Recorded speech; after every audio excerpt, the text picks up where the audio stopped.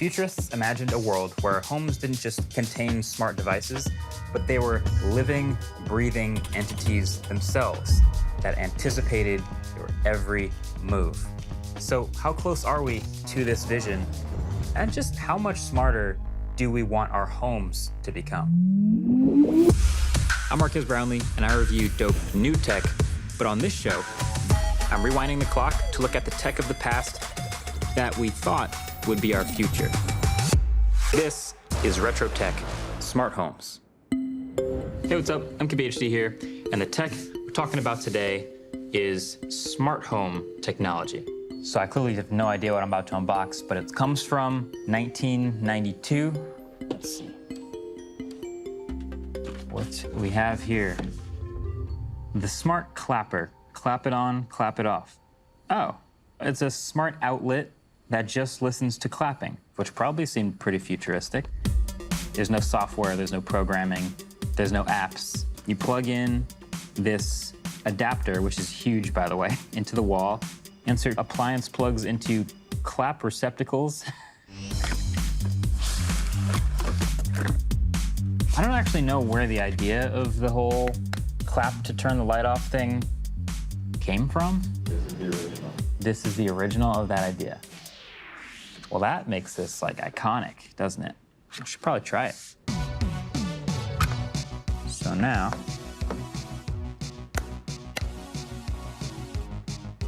that was pretty good. Not too much delay. So that worked with one, but the real promise is you got two at the same time. One for two claps, one for three. So, without any further ado, oh my God. We got a lot of retro tech in here, clearly. This is for the realism. So I could plug in a normal radio, but I mean, come on. Okay. Let's say you get home and you want to really impress somebody, so everything is off and you don't even say anything, you just walk in. Hey, you want to listen to some music? Don't answer that. Got you. Turn up. Is that a power move, or is that just a nerdy thing to do? All right, so I'm right next to it. Let's go across the room for a second.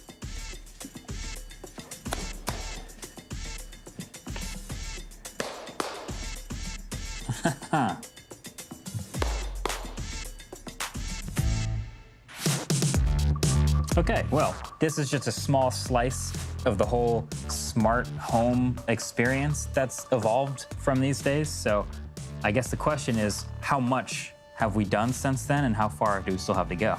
Let's just go ahead and explore the rest of that pie, shall we? Welcome to Retro Tech. Thanks for having me. First thing I'm gonna ask you to do is check underneath your seat. Oh my goodness. Wow. Oh, I remember this. The clapper? Little me is really having a moment right now. Clap on, clap off just became, something that people would say about everything. Clap on, clap off.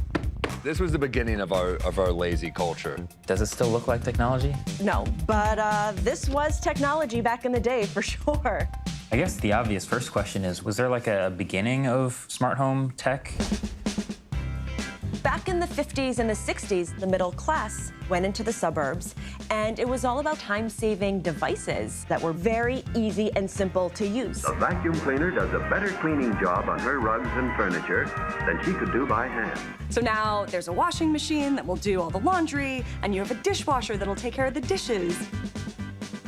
The cleaning, the washing, the cooking, they're the standing up activities. And the other part of the home has to do with the sitting down part of the experience. The outstanding feature of this color television is an amazing new remote control. The remote control was invented. And all of a sudden we could kick back on the couch, and with one press of a button, the television would be on. A remote control really kind of boils down a lot of the smart home technologies. It's very convenient to be able to sit on your couch and control what's on your screen. Use infrared commands. You could volume up and down, power, and everything. And of course, once that was in the house, you never even thought about walking up to the television again. The remote is incredible. I have back problems, and the PT person is like, you have to get up every 10 minutes. And I'm like, actually, I don't. You can operate all 7 functions from your easy chair Once we got our hands on these remote controls, we wanted a remote control for everything. I have a TV remote, a cable remote, a VCR remote. One for our VHS player, one for our beta player, one for our stereo. And we were drowning in these remote controls. Steve Wozniak, the co-founder of Apple, believed in remote control so much that he left Apple to found a company that's sole purpose was to develop a new remote control. Unfortunately, it was really complicated and it ultimately failed. Early technology suffered from this idea that just because it was impressive or complicated looking, then it was good. And remote controls were getting bigger and bigger and more complicated. They made it seem like this is tech that we wanted, but we just wanted to turn the volume up. That's it.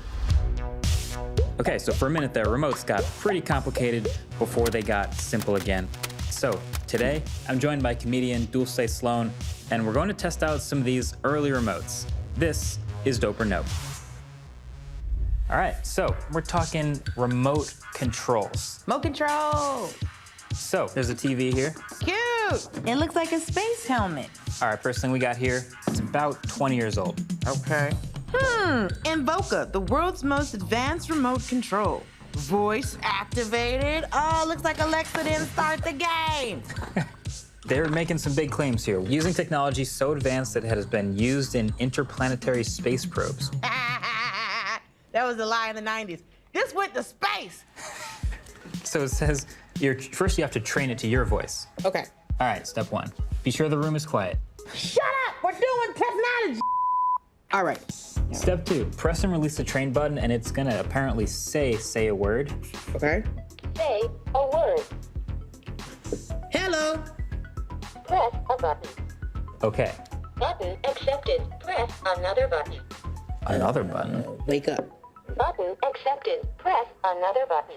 How many more buttons you want? Okay, it will listen for remote commands when the wake up button is pressed. Okay. Hello. Hello. Come on, that's gotta be it. I'm disappointed. Not gonna lie. Hello. Ah, we did it. Hallelujah. All right. Worth it. Nope. I'm with you. Definitely way too much work. Yes. Definitely doesn't work that well. No. And definitely not that much better than just pressing the button. Yeah. So that's a nope. That'll make you get divorced. All right, this next remote comes to us from 1995. Ooh, I remember that year. What were you, 2? Yeah, I was 2. I don't remember that year at all. Cute. So this is the remote control locator. Never lose your remote again. Oh, it's like a tile. It's just a literal speaker, I guess. You press the button. That's it.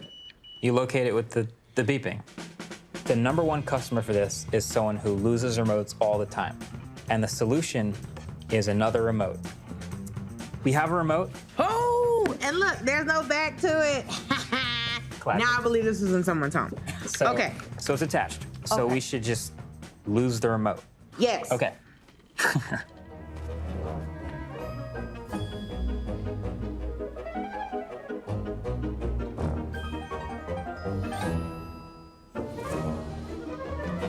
Come back.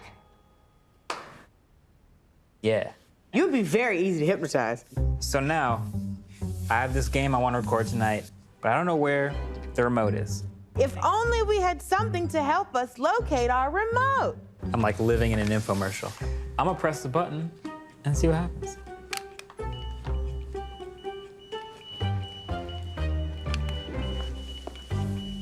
Yay! Only took me 12 beeps. Okay, so upside, you find it. Downside is this is a little bit, Cumbersome. it's a little much, but it makes your house just a little bit smarter no matter how simple it really is. It works, it's dope. Dope. So maybe early smart home tech wasn't all that impressive by today's standards, but that didn't stop us from dreaming big, and most of those dreams were inspired by what we saw in science fiction. A lot of our aspirations for smart home tech really come from sci-fi. Everything from the dystopian examples from 2001: A Space Odyssey to Back to the Future 2, where you get a kitchen that can actually make the food for you. Hydrate level 4, please. In the Marvel series, Iron Man's Jarvis system is kind of this digital butler around the home. You should probably prepare for your guests. Thanks, buddy. In Star Trek, you had the replicator. You could go up to it and say, order another cup of coffee, black. Sci-fi will often portend the future that we want to inhabit, but is not quite realistic for the technology that we actually have. Those home technologies of sci-fi movies really did start to whet our appetite, though. And so we just started to seek more and more from these devices. George, this is a program called Powerhouse. It kind of turns your home into an intelligent home. Back in the 70s, there was something called X10, and it would actually use the existing wiring in your home. And there was a control panel that you could press buttons on. You could turn on and off lights, the fans, things like that. The issue, of course, is that you really can't do much more than that. This was still before Wi-Fi, so it was all operating on wiring in the physical home. When it comes to the creation of a lot of these technologies, there are always going to be things that are just too soon. So was it easier to just turn on a device yourself? Or did these early automated systems actually live up to the promise of smart home technology? Well, today I'm joined by fellow YouTube creator Sam Sheffer, and we're gonna test out some of these systems to see for ourselves. So Sam, thanks for joining me on Retro Tech. Of course. I've heard of a lot of tech, but I've never heard of X10. I'm curious like what this tech from the 80s sort of looked like. Okay, Marquez, this is the OG of the X10 system. So this is Radio Shack's plug and power remote control center. So these things are the modules. You plug an appliance into here, then these plug into the wall, and this is how you control everything. All right. So picture this, young Marquez in early 80s. All right, I'm gonna put myself back in the 80s. Cue the recreation. Okay, so Marquez, imagine you've just come home from a long day at school. You're downright exhausted. Now, you could get up and turn on the lights, the toaster, popcorn machine, TV, and maybe even turn on your vacuum. Or you could just turn on one button. Which would you choose?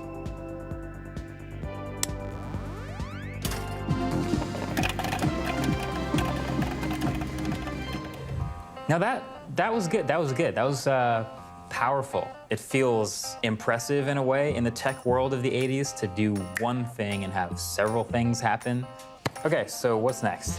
Okay, so this thing is called the Master Voice Butler in a Box. It is the first voice-activated smart home hub. So if I say, Jarvis. May I help you? Lights on. Okay, Master. Also, around the back, you actually have a phone jack in here. Yep. So this thing can actually connect to your landline. So what sort of scenario would this be useful for? So Marquez, picture this. 1986. You're at home, you just made yourself a delicious sandwich, and you're really excited about it. You're about to take a bite, and you just realize you need to call your mom. But your phone is so far away. Enter Master Voice, Butler in a Box. Hey, Jarvis. Yes, Master. Call Mom. Please repeat. Call Mom. Please repeat.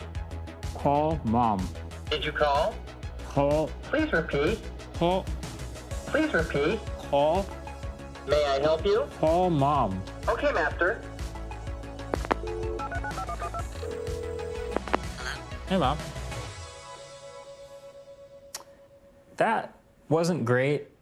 I think we've all had that bleeding edge tech experience where we just know it's not ready yet. And I feel like that was that experience. Yeah, but it's kind of hard to imagine like, wow, this came out in 1986. Yeah, to an extent, I'm impressed. Drawing a straight line to what we have today and what we're looking forward to in the future, this is it. This is what we want, an assistant. So what we're doing now with the internet is creating a home network the same way X10, technically through all the wires in our house, was a network. So maybe the X10 system didn't make our homes all that much smarter, but true smart home technology was just around the corner thanks to a little thing called the internet. When we finally got internet and Wi-Fi in our homes, that really opened up the world of smart home innovation. Because instead of just having smart devices, you had smart devices that could talk to each other. The entire home in and of itself is smart. Anything you can think of is now connected, and it means you'll never have a cold shower again. A lot of appliances now have smart built into them. For example, a stove that can preheat when you're coming home. Everything from controlling the thermostat in your home to having a security camera on your door, even though we're all just kind of using it to watch our cats while we're gone. I think the advent of the internet and Wi-Fi and internet-connected everything made the possibilities kind of seem endless. So what is the future of smart home tech? The promise of technology in the home was that it was going to make us more effective, more efficient. Everything would be more convenient and simpler. And we finally got what we wanted.